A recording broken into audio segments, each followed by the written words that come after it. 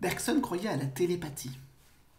Peut-on vraiment présenter les choses ainsi? C'est pas réducteur.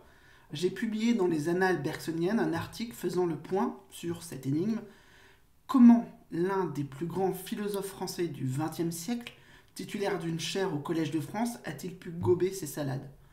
Ma recherche a été initiée par une découverte fortuite, une lettre de Henri Bergson, commentant un cas apparent de télépathie.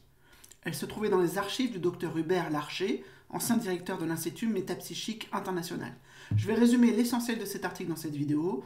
Comment Bergson a eu maille à partir avec la télépathie? Comment cette lettre s'est-elle retrouvée là? Et qu'est-ce qu'elle nous apprend de vraiment nouveau? La télépathie bergsonienne, paranormale ou pas?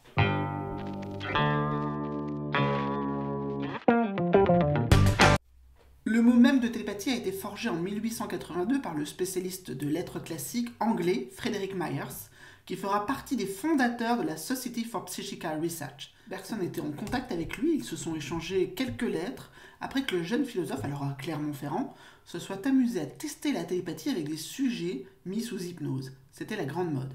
Même si Bergson conclut en 1886 que les étonnants phénomènes qu'il a observés pouvaient s'expliquer par le développement de capacités sensorielles normales des sujets sous hypnose, ou plutôt des hypercapacités d'hyperesthésie, il n'en reste pas moins qu'il débutait sa carrière comme parapsychologue. À l'époque, on parlait plutôt de sciences psychiques et Bergson deviendra d'ailleurs l'un des présidents de la Société psychiste anglaise en 1913. En effet, il ne va pas s'arrêter à quelques expériences ambiguës, mais il aura bien compris qu'en la matière, mieux vaut être prudent et avancer masqué. S'il s'intéressera à de nombreuses expériences paranormales, il participera même aux expérimentations de la médium Eusapia Palladino, qui faisait léviter des tables et des objets. Dans son œuvre écrite, il ne glisse que quelques allusions par-ci par-là à ces thématiques. L'essentiel est sa philosophie. C'est d'ailleurs une philosophie très particulière qui vient démontrer dès Matière et Mémoire en 1896 que l'esprit est immatériel et que le cerveau lui sert de support, mais il n'en est pas le producteur. De même que le poste de radio n'est pas responsable des programmes radiophoniques qu'il trouve à s'y diffuser, de même que YouTube n'est pas directement responsable des bêtises qu'on y trouve. En somme, Bergson est loin d'être le seul à cette époque à s'intéresser à ce phénomène de télépathie, parmi les grands noms de la science et de la philosophie, mais il trouve le moyen d'imprégner son œuvre avec les réflexions qui découlent de ses recherches, en y faisant rarement référence directement, et Bertrand Meust appelle cela son secret de Polichinelle.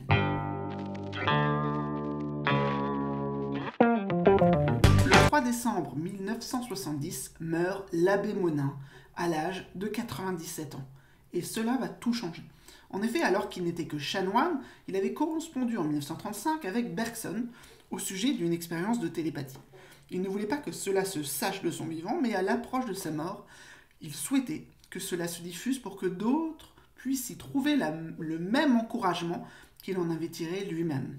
Les documents furent remis à l'académicien Jean Guiton, l'exécuteur testamentaire de Bergson, qui y trouva un tel intérêt qu'il envoya une copie à Hubert Larcher.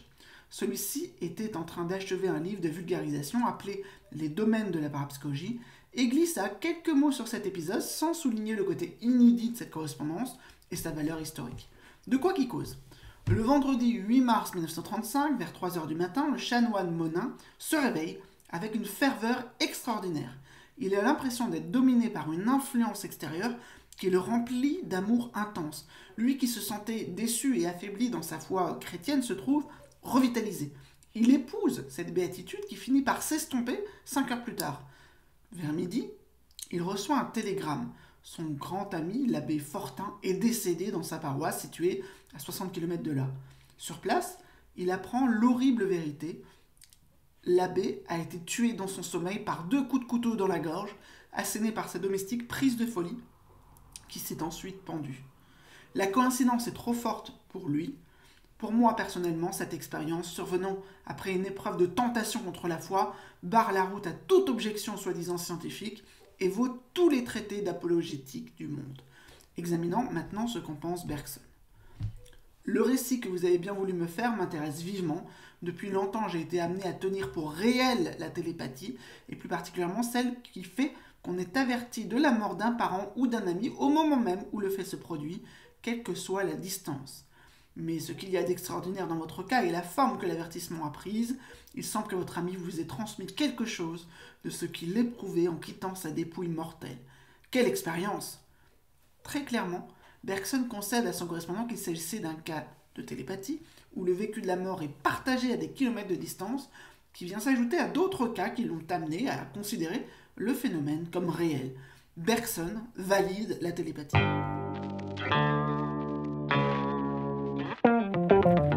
Très clairement, les spécialistes de Bergson ont toujours suspecté qu'il pouvait croire à ce phénomène, mais en se fiant à tout ce qu'il avait écrit à ce sujet, il n'était pas possible d'en être certain, tellement il élaborait des formules sophistiquées pour semer le doute. À la question des spécialistes Maldérieux et Waterloo, Bergson y a-t-il cru? On peut répondre désormais par l'affirmative.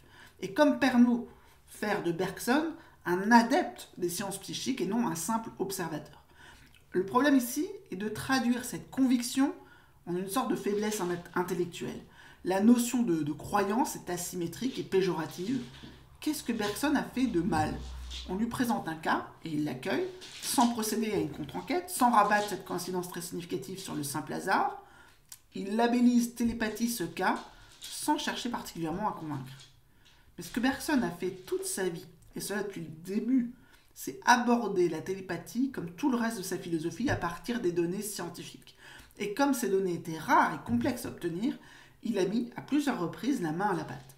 Ce n'est pas un simple philosophe de bibliothèque. Sa croyance en la télépathie est issue d'un travail de longue haleine, de lectures nombreuses, de confrontations avec des chercheurs qu'il côtoyait régulièrement, d'expérimentation en conditions contrôlées. Donc cette croyance ne repose pas que sur le cas du chanoine Monin, assurément. Et est-ce que ceux qui sont incroyants à la télépathie ont procédé aux mêmes efforts pour se faire un avis éclairé? Rien n'est moins sûr. Dans son œuvre, et notamment dans les dernières pages des deux sources de la morale et de la religion, Bergson montre le rôle clé que peuvent jouer les sciences psychiques pour le progrès des connaissances et pour l'humanité. Sur ce plan, on a l'impression qu'il a été très peu suivi, en particulier par les bergsoniens. Je vous invite à retrouver tous les détails dans l'article publié par les Annales bergsoniennes, dont la référence se trouve en description.